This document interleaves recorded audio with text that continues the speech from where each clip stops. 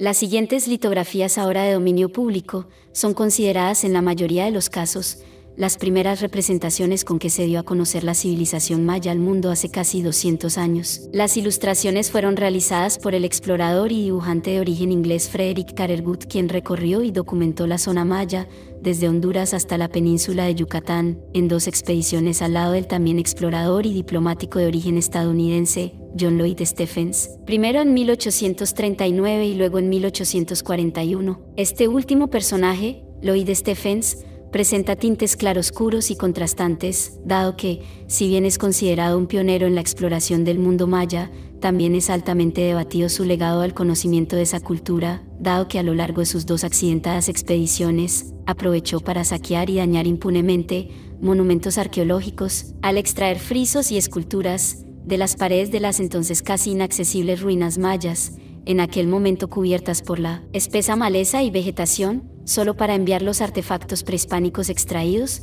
a los museos de la costa este de los Estados Unidos, a los cuales los historiadores los han llamado los bostonianos. A Lloyd Stephens también se le recuerda por haber comprado la zona arqueológica de Copán en Honduras por $50 a un propietario local que, según se cuenta, consideraba la zona como tierra improductiva y por lo tanto de escaso valor monetario. Un curioso legado de las 2 expediciones de Carter y Stephens, el cual, en la actualidad podría parecer una obviedad, es el hecho de que sus investigaciones, aunque precarias para los métodos estándar de la arqueología y etnología modernas, fue el llegar a la conclusión de que la cultura maya era una cultura desarrollada de manera independiente, sin vínculos con Egipto, Fenicia o incluso con las tribus perdidas de Israel, como se había especulado por algunas corrientes de pensamiento, principalmente religiosas, durante el periodo colonial, una idea que todavía tenía fuerza a finales del siglo XIX entre varios círculos ocultistas y de algunos arqueólogos aficionados de esa naciente disciplina. Aquí cabe señalar que Frederick Carter ya había realizado viajes entre 1824 y 1832 a través de algunas zonas arqueológicas a lo largo del Mediterráneo,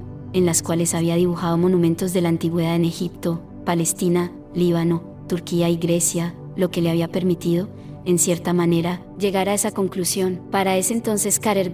ya se había formado cierta fama como artista topográfico con sus dibujos y litografías. Lloyd Stephens y Frederick Carter se conocieron en 1836 en una exposición llevada a cabo en una galería de Londres en donde se exhibían las litografías de Carter, que llevaba por nombre Las ruinas de Jerusalén. Ambos habían sido influidos por los trabajos pioneros del novohispano Antonio del Río, que había documentado la zona de Palenque en Chiapas en 1787, por orden del rey Carlos III de España. El costarricense de origen irlandés, John Gallagher, más conocido en la región como Juan Galindo, quien también había explorado Palenque y la zona de Copán poco después de la independencia de las Provincias Unidas de Centroamérica. Además, también habían conocido la obra del controvertido artista de origen checo, Jan Frederik Waldeck, quien había realizado dibujos en Palenque y Uxmal, financiado en parte por el gobierno del recién independizado México. En este caso, Jan Frederik Waldeck se adhería a la teoría acerca de que los mayas eran descendientes de las tribus perdidas de Israel. Sus escritos, sin embargo,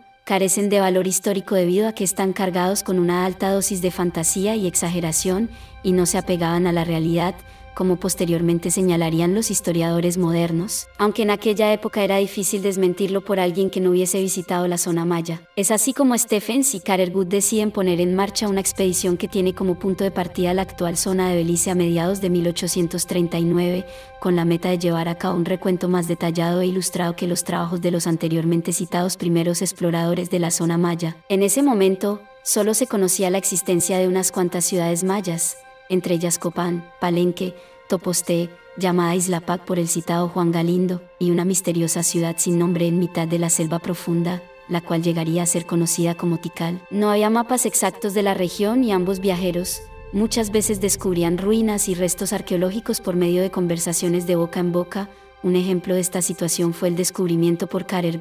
del yacimiento arqueológico de Quiriguá, en el sureste de Guatemala. Tampoco llevaron un séquito muy grande, salvo algunos guías mayas que conocían las distintas zonas por las que pasaban y un grupo de cargadores transportaban su equipo y provisiones. Lloyd Stephens realizaba anotaciones de sus descripciones de campo, y Frederick Carter usaba un instrumento conocido como cámara lúcida, inventado en 1806, el cual proyectaba la imagen desde los lentes hacia el papel de modo que un artista podía dibujar con mayor precisión. Es debido al uso de este aparato que las representaciones de Carergut de las ruinas mayas son tan precisas, que incluso se utilizaron posteriormente para reconstruir algunos edificios mayas por los arqueólogos modernos. La travesía de los dos exploradores a través de la selva de Centroamérica y la península de Yucatán, al igual que muchas de las expediciones arqueológicas posteriores a la suya a lo largo del siglo XIX, fue muy accidentada. Carergut enfermaría de malaria en Palenque, y Stephens describiría en sus anotaciones los problemas que tuvieron que encarar, en sus palabras, con las garrapatas, mosquitos, ratones y la maleza que cubría los escasos caminos que llevaban a las ruinas arqueológicas. La expedición se prolongó aproximadamente un año, durante la cual los dos exploradores visitaron y documentaron un total de 44 sitios arqueológicos, algunos de ellos por primera vez en cientos de años. El resultado de la expedición fue el libro titulado Incidentes de viajes a Centroamérica, Chiapas y Yucatán, publicado en 1841, conteniendo los textos de Stephens y las ilustraciones realizadas por Carergut. Los dos exploradores realizarían un segundo viaje a la península de Yucatán en 1841, visitando Uxmal, Copán, Cava, Mérida, Palenque, Quiriguá, Cumarcaj, entre otras ciudades mayas. Durante el viaje, sería Lloyd Stephens quien enfermó de malaria y regresó a Nueva York. De este viaje se publicó el libro Incidentes de viaje en Yucatán. De igual forma, con las anotaciones de Stephens y las fascinantes ilustraciones realizadas por Carergut. A partir de ese momento ambos exploradores tomaron rumbos separados, en parte por el cansancio de haber permanecido en la zona maya casi 3 años, y por otra debido a sus respectivos compromisos profesionales y de negocios. Ambos libros, sin embargo, fueron éxitos de venta inmediatos y despertaron la curiosidad y la ambición de una nueva generación de exploradores que llegarían brevemente después que ellos, a la zona maya, tales como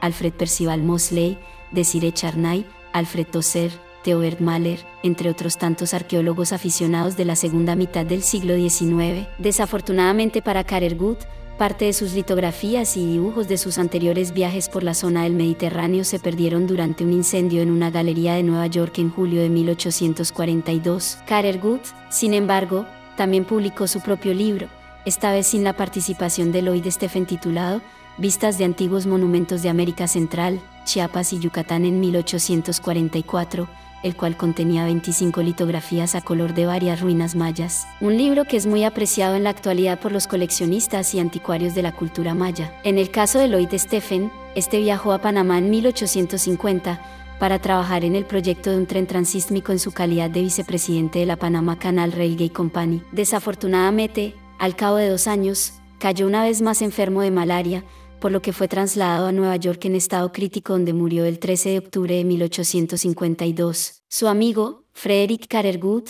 publicaría en 1854, a manera de homenaje póstumo a su antiguo compañero de aventuras, el libro Incidentes del viaje a América Central. En un trágico giro del destino, Carergut también murió ese mismo año, el 27 de septiembre de 1854, cuando el barco de vapor Arctic, en el que viajaba de Liverpool a Nueva York, colisionó con el vapor francés Vesta, en las cercanías de las costas de Terranova. Su cuerpo nunca fue encontrado.